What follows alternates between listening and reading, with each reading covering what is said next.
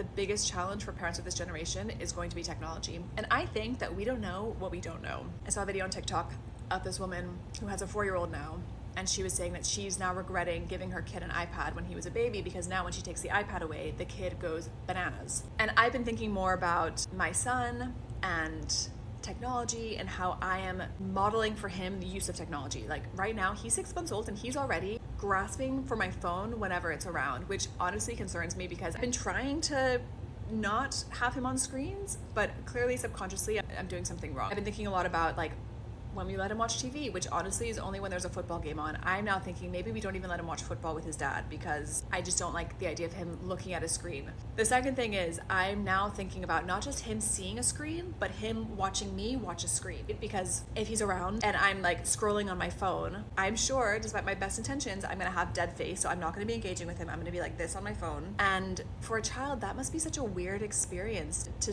have a chunk of your experience with your parent to be that they're just like dead face on their phone. I'm making a concerted effort now that unless I want my phone for something specific, I keep it in the other room charging so that I can't just pick it up randomly, because I find myself just picking it up for no reason. So that's one thing that I want to start introducing. I started reading this book called The Anxious Generation. I'm only on chapter 1 and already I feel like I'm thinking about technology differently. It says how it's so bananas that kids can just go onto any social media site, tick a box saying they're over 18 and they get access. And we now know that there are negative effects of social media and unfettered access to the internet, and yet we're not doing things to protect kids. And when you compare it to like alcohol or cigarettes back in the day, like things were put in place to protect children, and nowadays that, for the internet at least, that does not exist. So yeah, I've been trying to really like interrogate my relationship with technology and how I'm modeling its use for him. Like I want him to see it as a tool and not as a limb. It's gonna be so hard.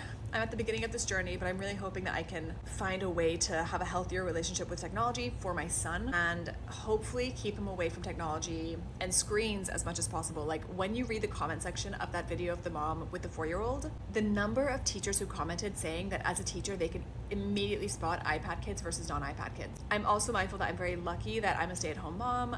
I'm not working and having to take care of my kid. I think if that was the case, I'd probably feel differently, but based on our situation, I think there's no reason for me to be on my phone with him unless I'm talking to my mom or unless there's something specific that I need to do. So yeah, I'm gonna make a concerted effort to be on my phone less. We'll see how it goes. And yeah, I'll let you know how this goes. If you have a Kindle, at the very least, I highly recommend downloading the sample of it and just reading the first chapter about the trip to Mars and kids. You'll know what I mean when you read it, but that for me was super eye-opening and just made me rethink how we're using technology with kids.